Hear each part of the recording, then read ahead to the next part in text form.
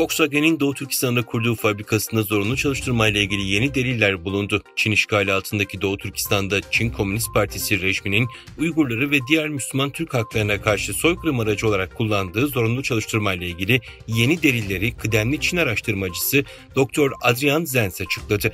Doğu Türkistan'ın insan hakları durumu konusunda tanınmış bir akademisyen olan Komünizm Mağdurlarına Anma Vakfı kıdemli üyesi ve Çin Araştırmaları Direktörü Dr. Adrian Zenz, İnsan Hakları Evrensel Beyannamesi'nin 75. yılı dolayısıyla Almanya'da düzenlenen bir konferansta önemli açıklamalarda bulunarak Volkswagen'de dahil olmak üzere büyük şirketlerin Uygurların sistematik Çin Komünist Partisi rejimi tarafından dayatılan zorla çalıştırılmasına karıştığını gösteren delilleri kamuoyuyla paylaştı.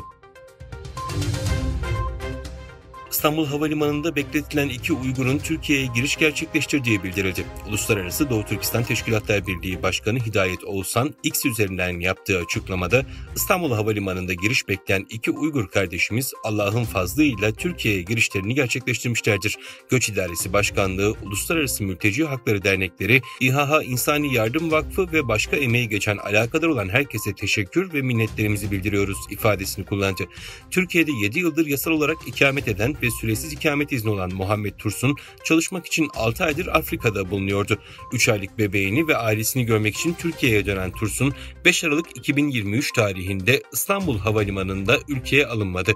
Tursun Türkiye'nin kendisini Çin'e iade etmeyeceğini ifade ederek "Benim 4. çocuğum 2-3 ay önce doğdu ve ben elime bile alamadım çocuğumu. Türkiye'nin beni Çin'e göndermeyeceğini biliyorum. Afrika'ya geri gönderirse Afrika'da Çin'e iade ederler" diyerek Türkiye'nin kendisini Afrika'ya göndermemesini talep etmişti.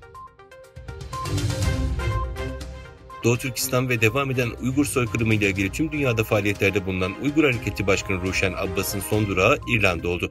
Burada konuşan Abbas, University College Dublin'de Çin bağlantılı Confucius Enstitüsü'nün kapatılması çağrısında bulundu. Ruşen Abbas, Çin Komünist Partisi rejiminin Doğu Türkistan'da Uygurlara ve çoğunluğu Müslüman olan diğer Türk halklarına uygulanan zulmü gizlemek amacıyla küresel bir yanlış bilgilendirme kampanyasına büyük meblağlar harcadığını ve Uluslararası Confucius Enstitüleri ağının bu operasyonun bir parçası olduğunu söyledi. ABD Temsilciler Meclisi Dış İlişkiler Komitesi Başkanı ve kongre üyeleri Biden hükümetine Çin'e yönelik ihracat kontrollerini sıkılaştırması çağrısı yaptı.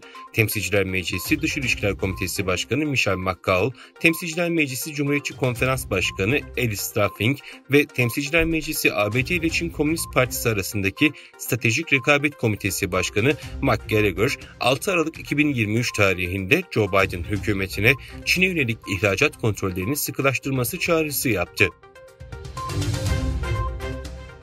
Çinli casus Ukrayna'nın Odessa kentinde yapılan Ukrayna hava savunma sistemlerinin çalışmasını filme alırken yakalandı. Odessa Bölge Mahkemesi yakalanan Çinli ile ilgili başlattığı soruşturmayı 29 Kasım 2023 tarihinde açıkladı. Kararda Wang Jiang adlı Çinlinin duruşma esnasında bombardıman sırasında hava savunma sistemlerinin çalışmasını kaydederek videoya çektiğini ve kayıtları bir Rus da dahil olmak üzere herkes tarafından görülebilecek şekilde kendi YouTube kanalında yayınladığını doğruladı denildi. Sanık Çinli casus mahkeme öncesi soruşturma aşamasında suçunu itiraf ettiği belirtilen kararda 1 yıllık deneme süresiyle birlikte 5 yıl hapis cezasına çarptırıldığı bildirildi.